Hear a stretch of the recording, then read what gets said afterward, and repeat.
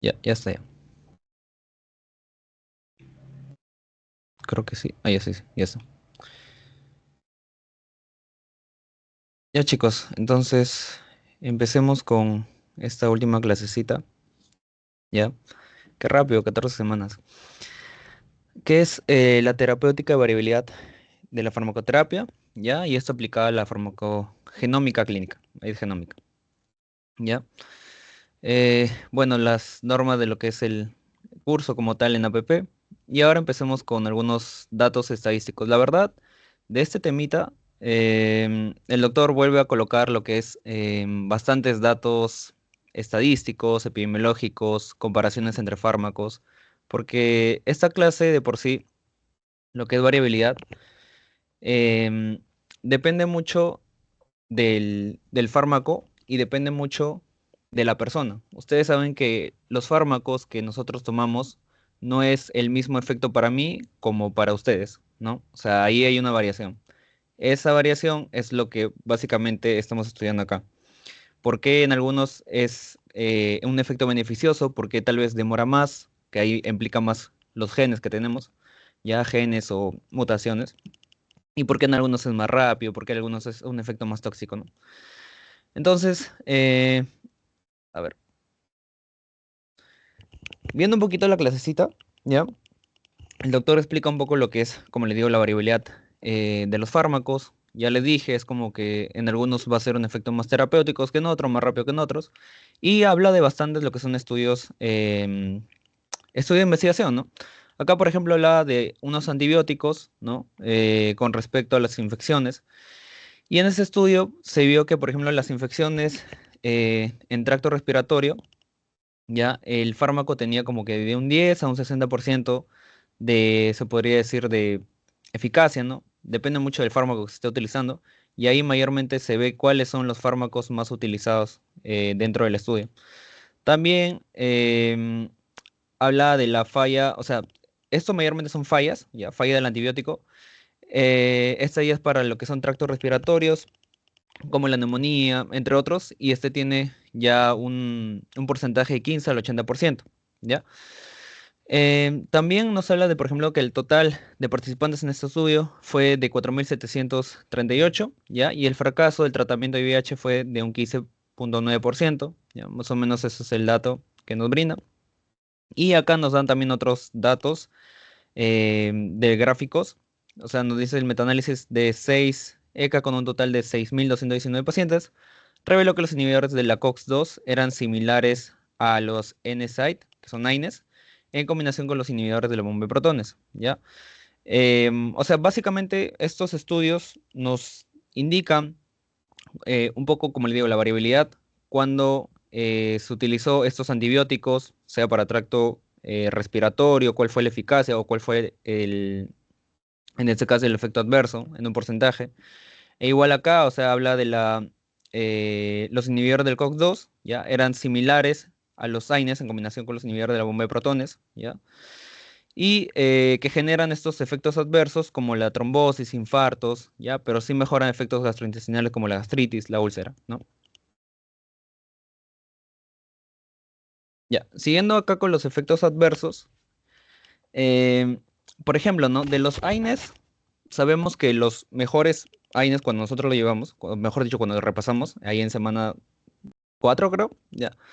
Los mejores de por sí son los selectivos, ¿no? Recuerden que hay una división de los COX-2, COX-1, el bueno era, por ejemplo, el COX-1, el malo el COX-2. Entonces, habían esos que eran COX-2 selectivos, ¿ya? Y supuestamente estos eran los mejores porque, de alguna manera, podían impedir, ¿ya? A que se genere este daño gastrointestinal, ¿ya? ¿Qué pasa con estos estudios? Lo que revelan es que a pesar de que el COX-2 sea el mejor de todos, haciendo como que un estudio en una cierta muestra, se vio que igual hay un efecto dañino a nivel gastrointestinal. Entonces quiere también revelar que no solo, perdón, no todos los medicamentos, ¿ya? A pesar de que están comprobados de que son buenos, va a tener el mismo efecto para todas las personas. O sea, depende mucho de nuestra genética, de nuestro organismo, cómo es que nosotros captamos ese tipo de medicamento y cómo es que al final se va a hacer en estudios la eficacia y la adversidad de los medicamentos que ya de por sí están comprobados, ¿no? En este caso, los AINES, COX-2 selectivos, no siempre van a ser en su totalidad buenos. Y también nos habla de, por ejemplo, eh, hay de estos analgésicos opioides, ¿ya? Que en un 72% de los pacientes presentaron al menos un efecto adverso, ¿ya? Acá se ve que en su total, mejor dicho, en su predominancia, presentaron más lo que es estreñimientos, náuseas, mareos, entre otros. Y también, entre otra población, ya el 80% de los pacientes presentaron al menos un efecto adverso, que fue de boca seca, constipación, sudoración, aumento de peso, entre otros efectos, ¿no? ¿Qué más? Ah, ya, y también se midió la falla, ya de los diferentes regímenes de analgésicos opioides. Este fue entre un rango de 27,8 a 62,7%, ¿ya? Estos estudios fue básicamente de lo que son AINES, ya AINES, opioides, y como le digo, o sea, la finalidad acá era solamente demostrar, eh, no es como que haya que memorizarse, me refiero a estos datos, simplemente era demostrar de alguna manera que no todos los fármacos, a pesar de que están ya estudiados, tienen el mismo efecto beneficioso para todos, ¿ya? Depende mucho de cada persona. Acá también tenemos otro ejemplo que es de la cloriquina y la hidroxicloroquina, ¿ya? Nos mostraba que tenía trastornos de piel, o sea, su uso podía generar trastornos de piel y tejido subcutáneo en un 31%, en un estudio que tal vez se hicieron ahí. También revela trastornos gastrointestinales, un 26%, trastorno del sistema nervioso en el 23%, y así, etcétera, ¿no? En otros niveles. Ahora, ¿qué más? Ah, ya. Y nos decía que los efectos adversos de la cloriquina y la hidroxicloroquina ya eran conocidos antes incluso de usarlos en el COVID-19 que se utilizó en la pandemia, ya que el efecto adverso cardíaco es uno de los menos frecuentes, en especial la arritmia cardíaca, ¿ya? Y en realidad también todos los fármacos tienen efectos adversos, ya depende también de los grupos farmacológicos que afectan a un grupo y a otro no. Ya acá más o menos como que se puede ver, ¿no? O sea, una tabla donde está el efecto adverso más común utilizando lo que son la cloriquina y la hidroxicloroquina y en porcentajes. Ahora, volviendo como que a la pregunta inicial, ya porque al inicio decía si existe variabilidad en respuesta a los medicamentos convencionales, es que no existe un medicamento 100% efectivo y 100% seguro, ¿ya? Todos esos estudios que les acabo de mostrar, que de hecho el doctor lo expuso, ¿ya? Es para demostrar que, como le digo, no todos los fármacos, a pesar de que ya estén comercializados, a eso vamos, van a ser beneficiosos en todas las personas, ¿ya? Igual va a haber un margen de error, puede haber un efecto adverso. ¿Y por qué? Porque depende de cada organismo, ¿ya? No todos vamos a reaccionar iguales, y eso es lo que trata de decir acá. El presupuesto para el desarrollo es aproximadamente 50 millones de dólares. Bueno, y esos son datos más, mm, ¿no? Por si acaso de millones de moléculas descubiertas, solo pocas llegan al paciente, el resto fue en otras fases, ¿no? Por lo tanto, los medicamentos actuales no son la bala mágica de Paul Ehrlich y presentan un alto porcentaje de falla, que se refleja en reacciones adversas, fenómeno de resistencia, fenómeno de abstinencia e ineficacia, entre otros, ¿ya? Básicamente, como le digo, trata de decir que no, a pesar de que esté en el mercado, no va a ser beneficioso del todo. ¿Cuáles son los factores conocidos que brindan explicación acerca de la variabilidad de la respuesta a los medicamentos? ¿Ya? Existen pacientes con respuesta total, ¿ya? Y respuesta media y también respuesta adverso. Y esta variabilidad debería explicarse dependiendo de los patrones, ¿no? Si hay una respuesta total o una respuesta parcial, ¿ya? Para ello, de lo que es demostrar un poquito de esta respuesta adversa o efectiva en los pacientes, se hizo como que una simulación de los fármacos, ¿ya? ¿Qué se quería demostrar? O sea, ¿por qué tal vez el paciente al tomar este medicamento, comparando como que, como un caso control, ¿no? O sea, tener un paciente bueno y un paciente así que está mal, ¿ya? Lo que queríamos demostrar es por qué en ese paciente sí era beneficioso y en el otro no. Estos ejemplos, ¿ya? Que son de estas tablitas de acá, de alguna manera sí apréndanselo porque ha venido en examen, ¿ya? Es un clásico ejemplo y, bueno, siempre lo enfatiza, al menos también en esa clase vi que el doctor lo explicó muy detalladamente, ¿ya? Entonces, acá, por ejemplo, en este primer cuadrito vemos el efecto de la ampicilina, ¿ya? La ampicilina le vamos a dar a dos tipos de pacientes, ¿ya?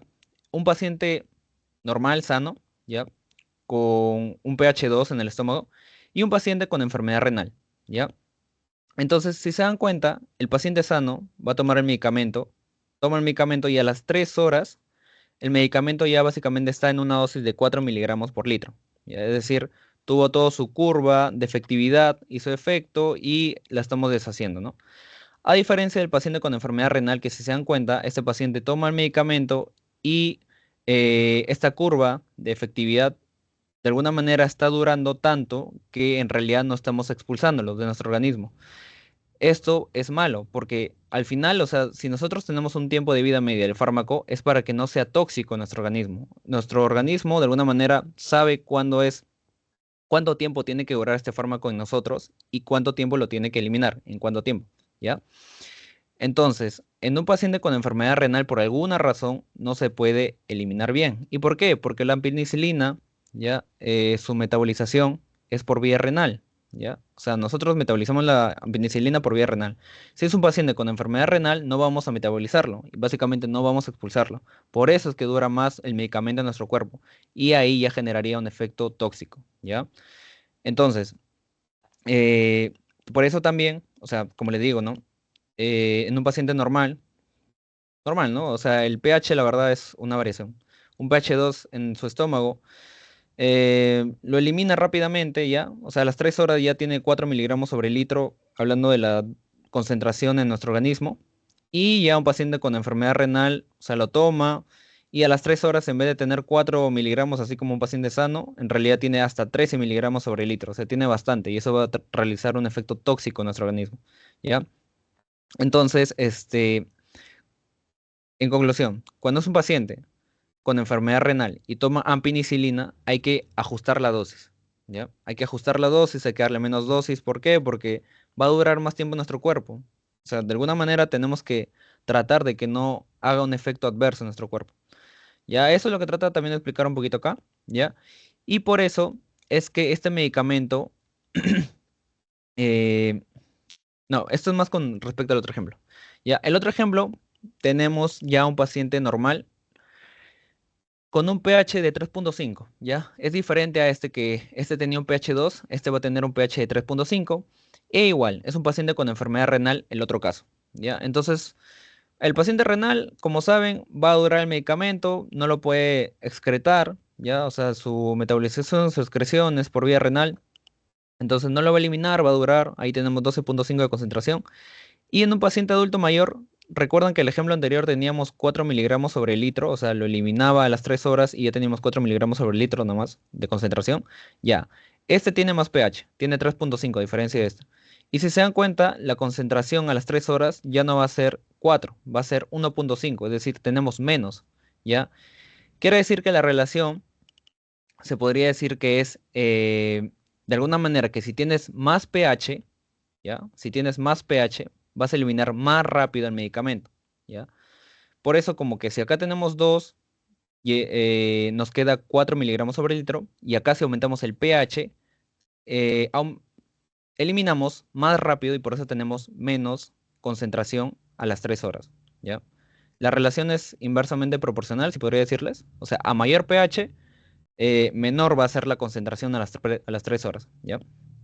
Eh, y por eso, ya, es que este medicamento, también hablando de la ampicilina, perdón, se tiene que tomar antes de los alimentos, porque como pueden ver, el pH va a tener un efecto con el medicamento, lo va a eliminar más rápido, y por eso conviene como que tomarlo antes de los medicamentos, perdón, antes de los alimentos, para que no se aumente, ¿no? Nuestra concentración de ácido. Y el paciente con enfermedad renal es lo mismo, o sea, la concentración se va a mantener, ¿por qué? Porque no lo elimina, ¿ya? Mm, ¿Qué más? Ah, ya. Entonces, eso es como que lo más importante dentro de lo que es como que ampicilina, ¿ya? O sea, un paciente con ampicilina hay que tener cuidado en pacientes con enfermedad renal y también hay que tener cuidado con tomarlo antes de los alimentos, ¿ya? Esas son como que las variaciones que puede tener uno al tomar este tipo de medicamento. ¿Por qué? Porque es influenciado por el pH y es influenciado por su excreción renal, ¿ya? Recuerden, un paciente con enfermedad renal va a mantener su concentración plasmática, no lo va a eliminar, ¿ya? Y un paciente con un pH más alto, de alguna manera lo va a eliminar más rápido el medicamento y no va a ser efecto beneficioso. O sea, ni siquiera va a realizar un efecto. Lo va a eliminar tan rápido que no realiza el efecto. Eso es lo que tratamos de variar, ¿ya? Por eso estamos estudiando la variabilidad. Y acá tenemos otro ejemplito. No, de hecho este es un resumen. Este ya se podría decir que es un resumen de los dos, ¿ya? A ver, quiero ver solamente un momento el otro diapo. Este es de propanolol, ya, sí, ya. Eh, y siguiendo con la ampicilina, ya, este cuadrito, lo que se trató de mostrar es más o menos en la ampicilina, o sea, para qué agentes es más, se podría decir, recomendado, para cuáles no es tan recomendado, cuál es activo y cuál es variable, ¿ya?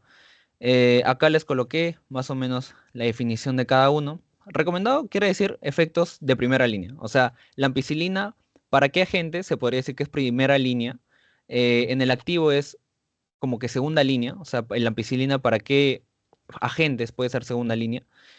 El variable ya no tiene un efecto ni de primera ni segunda línea, se utiliza como de una emergencia, por así decirles, porque aún así con estos agentes no se va a saber si va a tener un efecto beneficioso o no, y no recomendados porque no va a tener el efecto beneficioso. O sea, o no hace nada o tiene como que un efecto adverso. Y acá esto es de acuerdo a los colores, o sea, el recomendado es lo que está en un azulito, que solamente es uno. Los activos o segunda línea son los que están acá, ya, para estos agentes me refiero. En el caso del variable es el amarillito, ¿ya? Que son estos agentes de aquí. Y en lo recomendado, que son los rojitos, quiere decir que la ampicilina, ¿ya? Creo que el doctor detalla más los no recomendados, ¿ya? Entonces por ahí mucho ojo. Que la ampicilina no se utiliza con estos agentes, ¿ya? Aureos con esta variación, a euros este subtipo, ¿ya? Y así con con estos cuatro, ¿ya? Acá también habla de otros tipos, ¿ya? Pero recuerdo que no lo detallaba tanto, más detallaba este cuadrito de acá. Por eso como que tal vez este lo coloqué un poquito más grande a diferencia de este. ¿Y qué más? O sea, muy aparte de que sabes a qué agente hay que darle la ampicilina, también hay que hacer el ajuste de dosis, ¿ya? ¿Por qué? Porque como recordarán acá, se estudió la variación en pacientes con enfermedad renal. Entonces acá tienes las dosis que vas a ir variando de acuerdo a la función renal que tenga el paciente, ¿no? Lo normal, en un paciente que tiene una función renal normal, le das de 1 a 2 miligramos, ¿ya? Intravenoso, cada 4 o 6 horas, ¿ya? Pero ¿qué pasa si tiene una función renal recién mayor a 50 en 90? Bueno, se mantiene igual, es de 1 a 2 miligramos cada 4 o 6 horas. Ya cuando tiene 10, 50, varía las horas porque es 1 o 2 miligramos y ya es cada 8 a 12 horas. Si tiene menor a 10, es cada 12 horas, ya no 8 a 12. Y ya si está en un paciente con una función renal muy, muy mala, está en hemodiálisis, ya se mantienen 1 o 2 miligramos cada 12 horas, ¿no? Y es con esa condición de acá. Entonces, esto también, por si acaso, la dosis de ajuste, como le digo, estos son para pacientes renales porque la ampicilina se excreta por vía renal. Entonces, si tú tienes enfermedad renal, vas a mantener la concentración de la ampicilina y va a generar un efecto tóxico. Es por eso que realizamos la variación. ¿Ya? Y después vamos con otro ejemplito que es el propanolol. ¿Ya? En el caso del propanolol, ¿ya? Nos pone un ejemplo de un paciente normal, ¿ya? Un adulto promedio. Y también nos pone el ejemplo de un adulto mayor, ¿ya? Comparamos el efecto que tiene con un adulto normal y un adulto mayor, ¿ya? Si se dan cuenta, a las 3 horas, ¿ya? Es decir, tomas el medicamento, realiza la curva terapéutica, ¿cuánta concentración de el medicamento va a tener a las 3 horas? En el caso del adulto normal va a tener una concentración de 50 miligramos sobre litro y en el caso del adulto mayor va a tener más, 70 miligramos sobre litro. Quiere decir que el propanolol también es influenciado por la edad. A mayor sea el paciente, o sea, a mayor edad tenga el paciente, más concentración va a quedar de el medicamento. Es directamente proporcional. O sea, mayor es el paciente, mayor la concentración que queda. ¿Qué más? Ah, ya, y también es influenciado por lo que son enfermedades. No, enfermedad renal no. enfermedad hepática, ¿ya? Acá nos dio un ejemplo de un paciente, o sea, igual, un adulto normal, ya que está sano, y un paciente adulto que tiene enfermedad renal. Entonces, nos trata de alguna manera, comprobar si hay una variabilidad, pero en realidad no lo hay. Es decir, un paciente adulto, ya que, o sea, toma el medicamento, ¿no? Y un paciente adulto igual, que solamente tiene enfermedad renal, toma el medicamento, la concentración máxima que va a haber, perdón, la concentración que va a quedar al final, a las 3 horas, es la misma concentración que un paciente normal. Quiere decir que a pesar de que está enfermo de los riñones, no va a haber una variabilidad. ¿Por qué? Porque nosotros no excretamos el propanolol por vía renal, lo hacemos por vía hepática, ¿ya? La metabolización es por vía hepática. Y por eso no es influenciado. Acá ya nos da el ejemplo de un paciente adulto normal y un paciente adulto con enfermedad hepática, y si se dan cuenta, acá sí hay una variabilidad tremenda, porque la concentración en un paciente normal es 50 acá miligramos sobre litro, pero un paciente con enfermedad hepática la concentración ya es 125, es decir, queda un montón de fármaco y eso va a ser un efecto tóxico en la persona, ¿ya? Entonces, en resumen, el propanolol, ya a diferencia de lo que vimos acá, uy, no cambio, ya a diferencia de lo que fue la ampicilina, ya que es influenciada, como le digo, por el pH y por la falla renal, el propanolol es influenciado por la edad, ¿ya? Y es influenciado por enfermedades hepáticas, ¿ya? Si es un paciente mayor, va a quedar mayor concentración de propanolol. Y si es un paciente con enfermedad hepática, también va a quedar gran, o sea, gran cantidad de concentración en nuestro organismo y eso va a generar un efecto adverso. Para eso tienes que hacerle, como le digo, un ajuste de la dosis en estos pacientes. Pero hablando de ajuste de dosis, al menos con enfermedad hepática, el doctor no colocó, solo puso el ajuste de dosis en enfermedad renal en pacientes que usaban ampicilina. En propanolol no lo colocó, así que ahí como que normal. Lo va a utilizar solamente como ejemplo. Pero tengan muy en cuenta como que esos tipos de variación, porque ha venido en examen, como le digo. O sea, no sé, te puede poner paciente con enfermedad renal, ya toma propanolol. ¿Va a tener gran concentración o va a tener poca concentración a las 3 horas? Así viene la pregunta, ¿ya? O te viene paciente que toma ampicilina, era el otro, ¿no? Eh, paciente que toma ampicilina, ¿no? Tiene, no sé, falla hepática, ¿va a variar o no? O sea, recuerden mucho sus criterios. Si tiene enfermedad renal, hepática, es adulto mayor o el pH está muy alto. Así nomás, ¿ya? Y en el caso, a ver, ya. Y sí, en el caso del propanolol, ya, no solamente es influenciado por lo que vimos enfermedad hepática y también por la edad, ya, sino también es influenciado por altitud y en pacientes gestantes, ya. Altitud, gestantes, también por polimorfismos, variabilidad patológicas, entre otros, ¿no? Vamos a ir viendo cada uno. O sea, en el sentido, primero vamos a hablar como de las gestantes, ¿ya? ¿Cuál es de por sí la variación que puede generar una gestante al tomar un fármaco? ¿Ya? Por eso hay como que esa tablita que nos dice cambios durante el embarazo de la farmacocinética de los fármacos, ¿ya? Durante el embarazo. Entonces, durante el embarazo se podría decir, a ver, ya, que va a haber cambios a nivel de la reabsorción, a nivel de la distribución, a nivel del metabolismo y a nivel de la excreción, ¿ya? Acá no sale la flechita, qué raro. Debería ser. Ya. Eh, en el caso, por ejemplo, de la reabsorción, la motilidad gastrointestinal va a estar disminuida. Recuerden, esto solamente es en pacientes gestantes, ¿ya? La reabsorción, la motilidad gastrointestinal va a ser disminuida. En parámetros va a estar aumentadas y en consecuencias va a estar aumentadas. Hablando de la distribución, en una paciente gestante, el volumen de plasma está aumentado, el agua corporal está aumentado, las proteínas plasmáticas disminuyen, es decir, la albúmina disminuye, y la exposición de grasa también aumenta, ¿ya? Hablando de metabolismo, la actividad hepática es muy variable, o puede aumentar o puede disminuir, y hablando de la excreción, la filtración glomerular, mm, qué raro, a ver, no me acuerdo si acá era, voy a verlo así rapidito, un segundo. Ah, era aumentado, ya, sorry.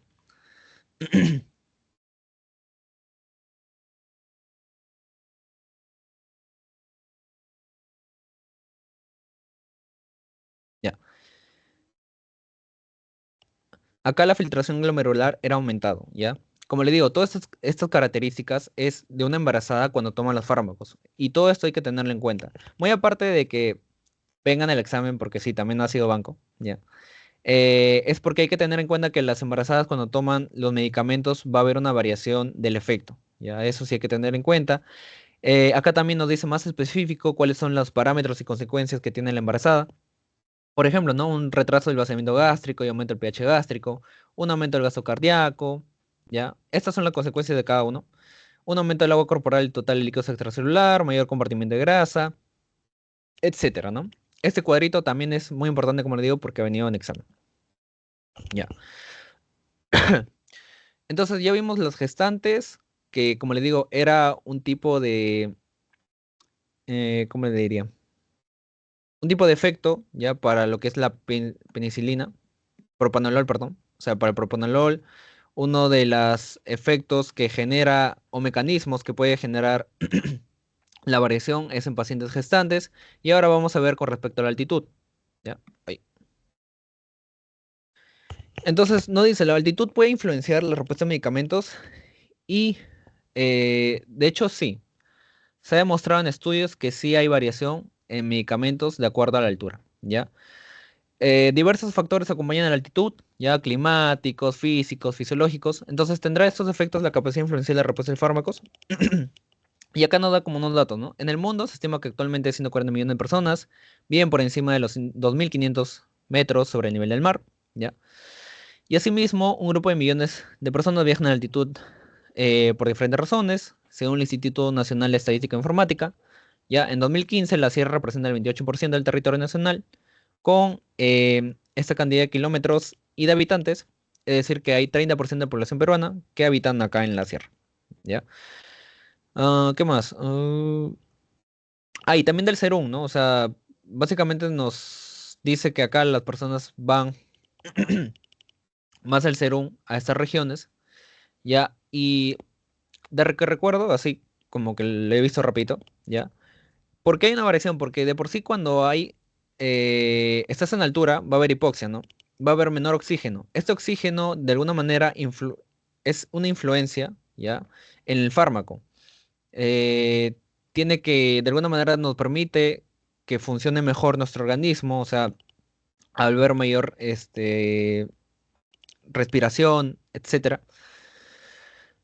Y por eso es que puede haber una variabilidad.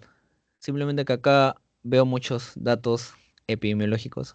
Relación a hipoxia. Ya, acá por ejemplo nos dice, ¿no? Que la altitud puede influenciar en la farmacocinética y en la farmacodinámica. Este fue un estudio que se realizó en laboratorio en animales y lo que hubo es una disminución de la filtración glomerular renal. También hubo una disminución de la actividad de las enzimas de citocromo P450 y hay una disminución del flujo sanguíneo hacia los órganos, ¿ya? En este estudio, ¿qué es lo que disminuyó? O sea, la expresión de qué proteínas. Disminuyó la CYP1A2, aumentó lo que es el CYP2D6 y disminuyó el NAT2, ¿ya? Por eso que nos dice, ¿no? En conclusión, en el presente estudio demuestra que la hipoxia a gran altura disminuye la actividad y expresión del CYP1A1, ¿ya? En realidad también es el 1A2, simplemente que acá abajito de la diapositiva decía CYP1A1 y el NAT2, pero también aumenta lo que es el CYP2D6, ¿ya? Esto también ténganlo en cuenta porque no recuerdo si ese ha venido a exámenes, ya, pero por si acaso, o sea, en el sentido, cuando un paciente está en altura, ya, ¿cuáles son las proteínas, la expresión de proteínas que van a disminuir y aumentar, ya? Normalmente disminuye el CYP1A1, A2, ya, y el NAT2, ya, pero aumenta lo que es el CYP2D6. Ya. ¿Qué más? Oye, también nos habla acá el efecto sobre la farmacocinética de propanolol y otros factores en ratones después de exposición aguda con gran altitud, ¿no?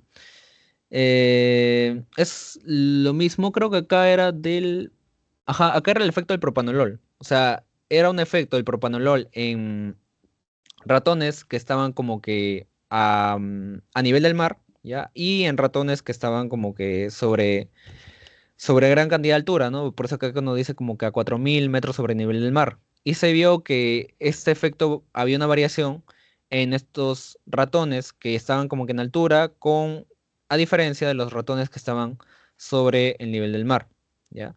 Acá también nos habla de otras evidencias en relación a la hipoxia, ¿ya? Si no me recuerdo, ya lo que generaba era el aumento de la permeabilidad, ¿ya? En los cilios intestinales, también generaba un aumento de la frecuencia cardíaca. Es algo como, no sé, de intuirlo un poco, creo yo, fisiológicamente, porque si tú estás en una altura, ya obviamente lo que te va a faltar es aire. Entonces el cuerpo, para comenzarlo, aumenta la frecuencia cardíaca, aumenta la respiración, va a aumentar las permeabilidades en ciertos organismos, ¿ya?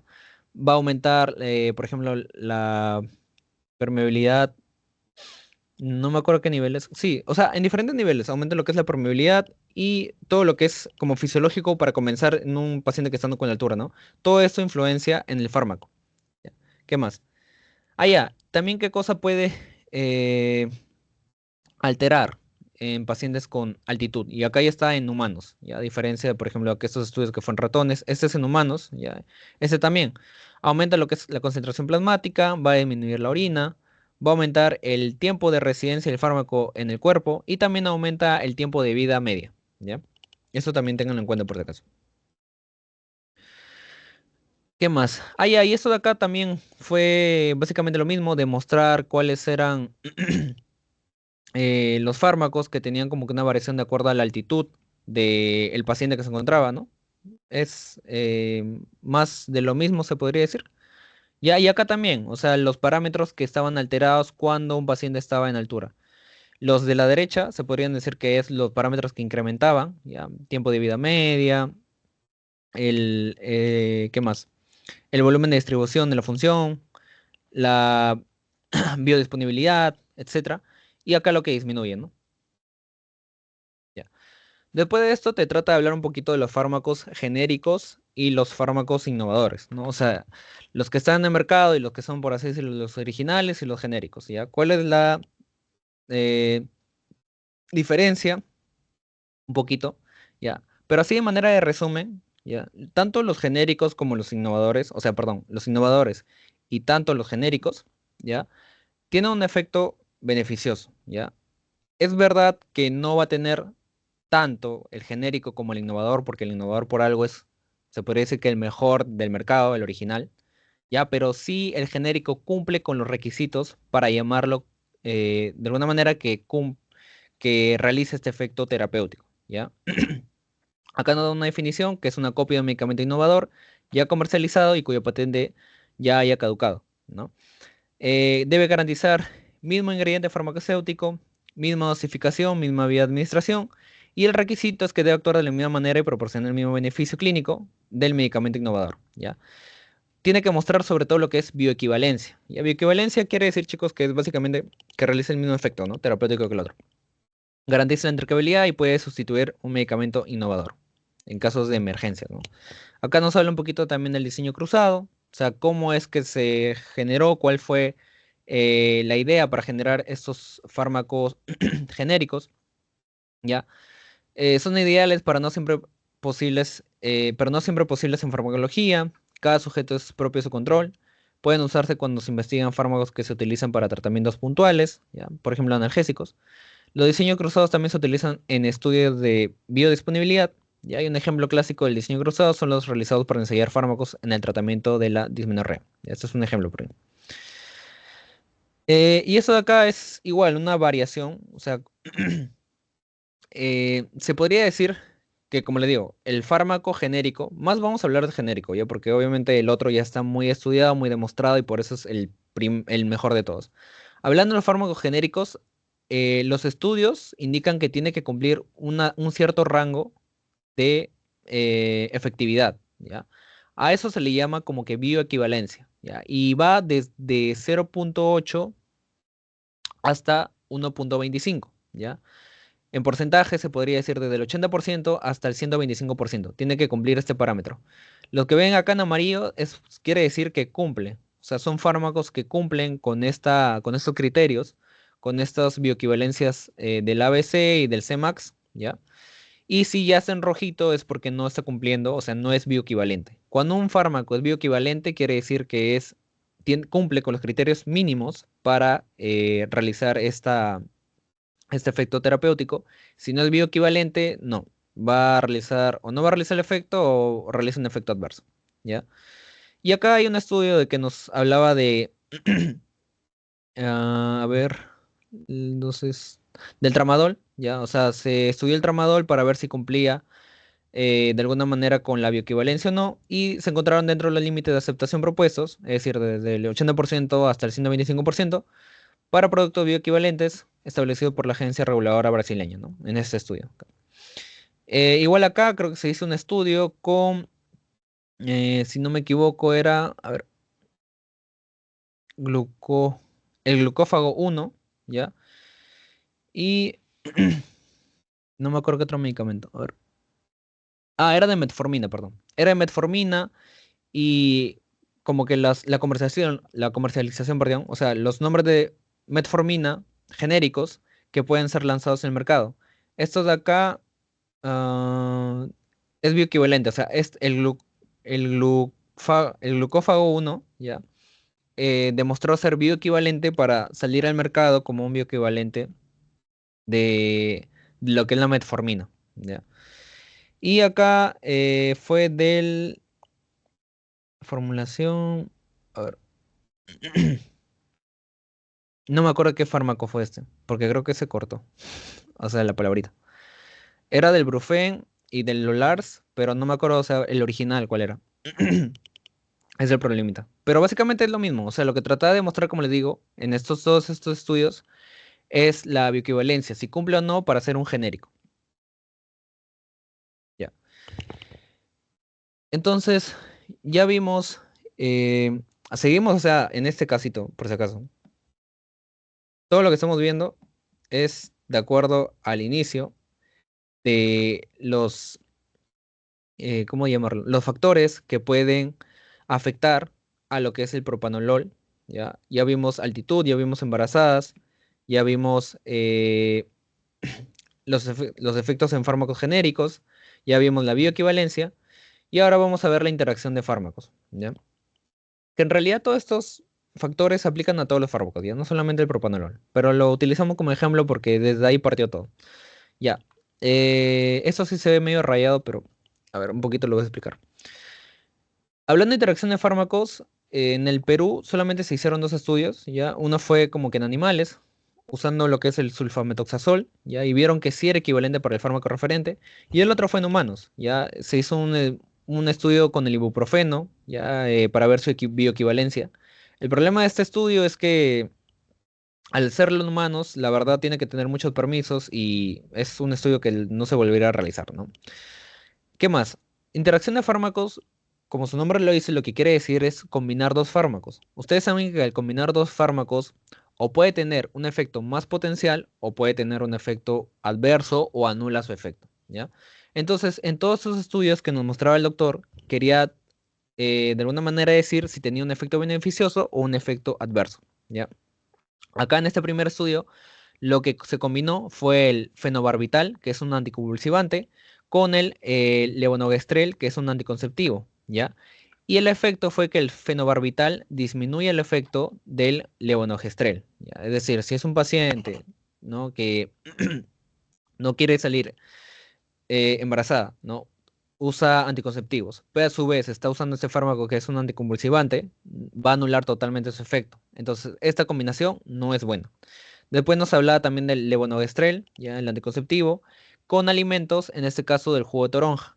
Y creo que el efecto también fue, me parece, no beneficioso, es decir, que no hay que realizar esta combinación de levonorgestrel con jugo de toronja. No me acuerdo si había otros tipos de alimentos, pero al menos este ejemplo era el más clásico. También del levonorgestrel con el topiramato, que es un anticonvulsivante también. O creo que también era para el dolor de cabeza, si no mal recuerdo. ¿Ya? Que en este caso también, o sea, no era beneficioso usar el levonorgestrel con el topiramato, ¿ya? ¿Qué más? Acá nos habla otro fármaco que es el diclofenaco, ¿ya? Se utilizó diclofenaco y lo que es warfarina, un anticoagulante, ¿ya? Acá el temita es que sí, por ejemplo, potencia su efecto, o sea, el diclofenaco aumenta la potencia de la warfarina, pero a su vez hay que tener cuidado, porque ustedes saben que la warfarina es un anticoagulante, ¿ya? Y si un anticoagulante aumenta su potencia, hay que tener mucho cuidado con el sangrado, ¿ya? O sea, hay que tener mucho cuidado con ese paciente que puede aumentar la probabilidad de sangrado. También nos habla de ciertos alimentos combinados con warfarina. El más clásico es alimentos con vitamina K, ¿ya? Porque la vitamina K va a antagonizar el efecto de la warfarina, ¿ya? Es decir, va a estar más propenso a que se genere mayor procoagulación, ¿ya? Después tenemos la warfarina con el alcohol, y el alcohol aumenta el estado de hipertrombinemia al combinarlo con warfarina y es más propenso a la procoagulación, ¿ya? Y el último ejemplo fue el clopidogrel con el ginkgo, no, ginkgo, ¿ya? Este es una planta, ¿ya? Entonces, al combinarlo, este clopidogrel con la plantita, ¿ya? Aumenta la anticoagulación, ¿ya? Y por eso también hay que tener cuidado con la probabilidad de sangrado. En resumen, la verdad, todos estos efectos se podrían decir que no son beneficiosos de todos los fármacos, ¿ya? Pero por si acaso, apréndanse, como que no son tantos, ¿ya? Así de manera de ejemplos no son tantos. Por si acaso yo les dejo como que cada ejemplito, ¿no? De lo que fue esos estudios, ¿ya? Ahora, los fármacos y las mutaciones genéticas, ¿ya? Eh, a ver, estos son datos, ¿ya? Podría ser del gen, del ADN, etcétera. Dentro de lo más importante, ¿ya? Nosotros, como personas, ¿ya? Queremos explicar por qué se genera esta variación o esta mutación y por qué en las personas tiene un efecto diferente a las demás, ¿ya? La explicación fue que las causas de las variaciones es porque las mutaciones ya es un 0,1% en las personas, o 3 por 10 a las 6 millones de pares de bases, ¿ya? Gracias a esto es que las personas tenemos diferentes reacciones porque tenemos esta cantidad de mutaciones, se puede decir estadísticamente, ¿no? Entonces, el genoma implicado en enfermedades comunes es un genoma implicado en las enfermedades comunes y en la respuesta de los fármacos, ¿ya? Se hizo un estudio en 2003 de determinantes oligénicos asociados a la respuesta de los farmacológicos, ¿ya? Y acá lo que se quería explicar, de que recuerdo un poquito, ¿ya? Es que existen como que tres tipos, ¿no? De personas, por así decirlo. Personas que no tienen mutaciones, ¿ya? Que tienen como que estas siglas. Personas que sí pueden tener un genotipo dominante para tener las mutaciones y personas que ya tienen las mutaciones como tal, ¿ya? En personas que no tienen las mutaciones, sus genes, ya, el fármaco va a ir normal. O sea, entra, hace la curva de la terapéutica y lo eliminas normal. Si ya tienen mutaciones, acá va a tener una variación, porque puede realizar a que la persona tenga mayor efecto adverso y menor efecto beneficioso. Y si ya tienes una mutación total, ya, es muy propenso a que el paciente, al tomar la pastillita, ya, cualquiera que sea, va a ser más propenso a que se genere mayor efecto adverso, como ese grafiquito acá, que es el azul, mayor efecto adverso y menor efecto beneficioso. Ya, eso es lo que se trató de explicar un poquito acá. Esto de acá sí es dentro de lo más importante, creo, de todo este cuadrito, porque acá nos explica un poquito cuáles son los genes, ¿ya? Que van a causar esa variación de acuerdo al fármaco que estás tomando. Es decir, tú tomas un fármaco y el paciente presenta este gen o esta mutación, es más propenso a que se genere ciertos problemas que cierto beneficio, ¿ya? Y acá, así, manera de ejemplo, se habla un poquito, ¿no? Por ejemplo, ¿no? La afección del CYP2C9 afecta a los pacientes que toman estatinas, causando dolor cervical, ¿ya? Otro ejemplo, la afección del ABCB1 cuando tomamos ondansetron causa emesis, ¿ya? Otro ejemplo, la afección del gen HLA-DQ1 eh, sale así como que en corchete porque puede tener otros tipos, por ejemplo, ¿no? La HLB-1502, la HLA-3001, entre otros subtipos, ¿ya? O sea, afectados con la carbamazepina va a generar el síndrome de Steven-Johnson, ¿ya? La afección con el CYP2D6 con el tramadol que causa síndrome de abstinencia, ¿ya? También, por ejemplo, afectado el NAT2 con el uso de isoniazida, se asocia a hepatotoxicidad por metabolizadores rápidos y incluso paracetamol también genera lo que es hepatotoxicidad con metabolizadores rápidos. ¿Ya? En el caso de paracetamol creo que es este de acá, no sé si se ve mucho, pero es este gen de acá, ya, no el NAT2, ya es otro, el paracetamol. Eh, ya, este ejemplito de acá, entonces, o sea, terminando esta idea, ¿ya? Y tengan en cuenta porque también ha venido un examen, ¿ya? De acuerdo al fármaco que tomes, si el paciente presenta esta mutación o este gen, ¿ya? Se va a generar un efecto adverso. Acá están los ejemplos. Dolor cervical, emesis, síndrome de Steven-Johnson, síndrome de abstinencia, hepatotoxicidad. Son ejemplos y también han sido preguntas de examen, ¿ya? ¿Qué fármacos tomarías si tienes el siguiente genoma? ¿Qué va a generar? Hepatotoxicidad, síndrome de Steven-Johnson, dolor cervical. Siempre recuerden el genoma con el medicamento, porque así va a venir. Y es este cuadrito de acá, ¿ya? Recuerden también mucho si es un metabolismo rápido o un metabolismo lento. La verdad de que recuerde de metabolizadores, los que el doctor menciona es estos tres, este y este, ¿ya? No sé si pondrían, por ejemplo, un metabolizador de carbamazepina, de tramadol. No recuerdo si lo menciona, la verdad, pero de metabolizadores rápidos, lentos, este también es lento, paracetamol. No, perdón, es rápido, metabolizador rápido en paracetamol.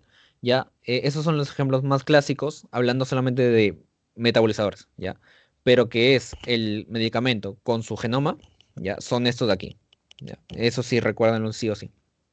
Ya, y acá lo que trataba de explicar un poquito el doctor es, por ejemplo, más a fondo, ¿no? O sea, como le dije, el NAT2 usado con isoniazida genera hepatotoxicidad. Entonces lo que acá quiero explicar es cómo así se genera esa hepatotoxicidad, ¿ya?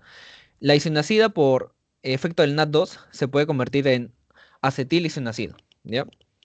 Y estas ya son más metabolizadas, se convierten en acetilisonacida, por efecto del NAT2 sigue generándose y va a llegar a la excreción, o puede tener otro camino inicial que se convierte en hidracina y este ya es más hepatotóxico, ¿no?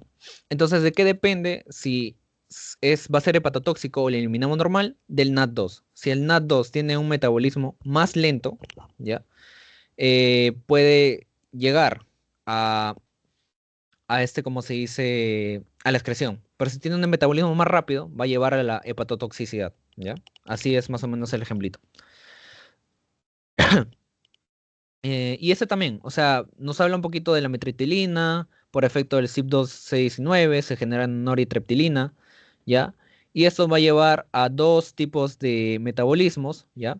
La 10-hidroxiamitriptilina y la 10-hidroxinoritriptilina, pero ambos metabolismos, se podría decir cualquiera de los dos caminos, va a llevar a inactivarse. O sea, estos dos metabolismos son inactivos, no va a realizar ningún efecto.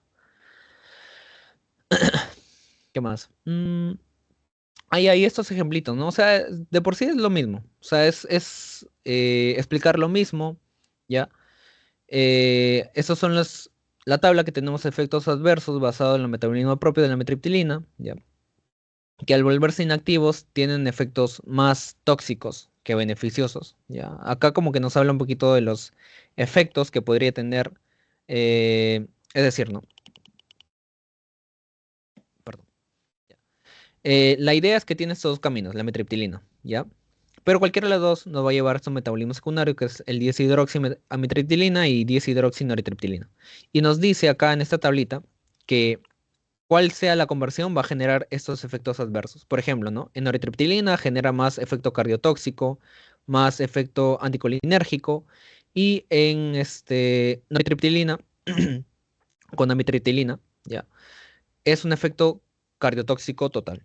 Ya, eso es lo que trata de generar. A diferencia de mi triptilina original, que es estos efectos. Ya. Y este de aquí ya nos habla de los efectos del CYP219, si es un metabolismo rápido, lento, intermedio. Ya. Este cuadrito de acá también ha venido en examen. Ya. Acá, a ver, les coloco como que en español. porque me acuerdo que en mi ciclo lo tradujeron, porque como nos dimos cuenta que venía cada rato, ya de frente lo hicimos como que una traducción, ¿no?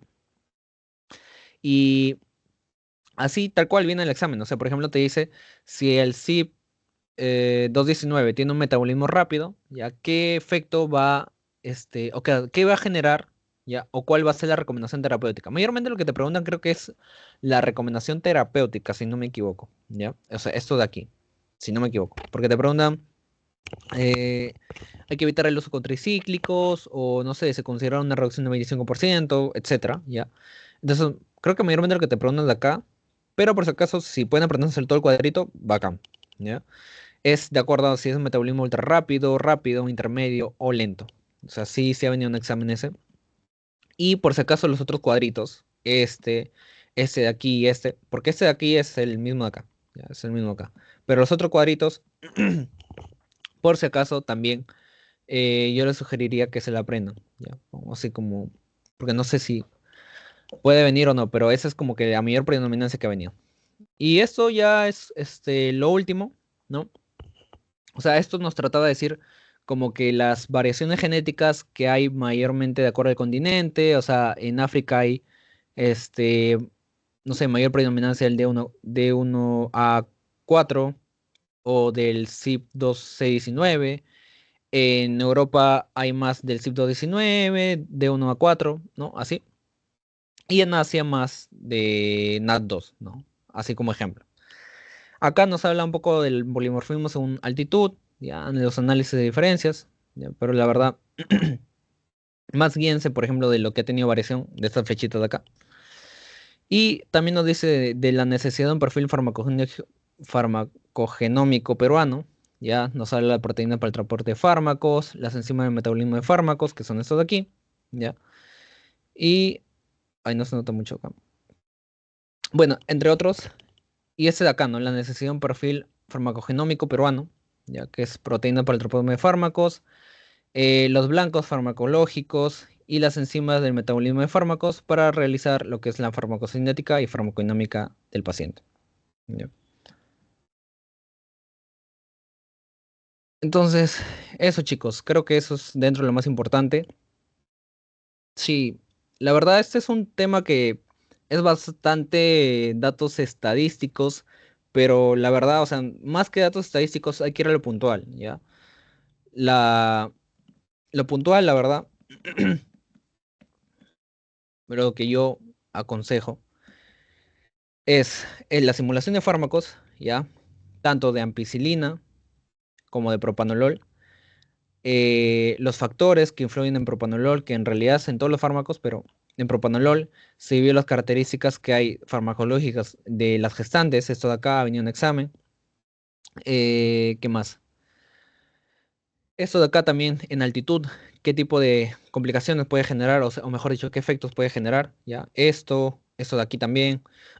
La proteína, las presiones proteínicas que se genera, que les aumenta, cuál les disminuye. Un poquito la diferencia de los fármacos genéricos y de los originales, ¿ya? La bioequivalencia, nunca se olviden, o sea, un fármaco para que sea aceptado, al menos los genéricos, tienen que cumplir con la bioequivalencia que va del 80% hasta el 125%, ¿ya? Acá nos habla algunos ejemplos de fármacos en estudios que han sido validados para su comercialización, ¿ya? Acá algunos ejemplos de los fármacos al realizar la interacción farmacológica, cuáles son beneficiosos, cuáles no, pero en realidad acá todos se podría decir que no son beneficiosos, ¿ya? Pero por si acaso recuerden los ejemplos. Esto de aquí, dentro del más importante, es este cuadrito, ¿ya? O sea, la alteración genómica con su medicamento, ¿ya? Siempre recuerden esos dos, van de la mano, ¿ya? Recuerden cuál tiene metabolismo rápido, cuál tiene metabolismo lento, ¿ya? Y esto acá como que nos explica un poquito del por qué es lo que ocurre, hablando bioquímicamente, ¿ya? Y de acá, bueno, este cuadrito, o sea, está acá traducido, que sí o sí apréndanselo, ¿ya? Y los demás cuadritos, por si acaso, también sí se lo podrían aprender, ¿no? Entonces creo que es lo más importante de Mita, chicos. Es más puntual, la verdad. Ya, como le digo, lo demás son datos epidemiológicos de estudio, pero yo creo que es más centrado, la verdad, este temita. Entonces, no sé si tienen algún tipo de duda, consulta.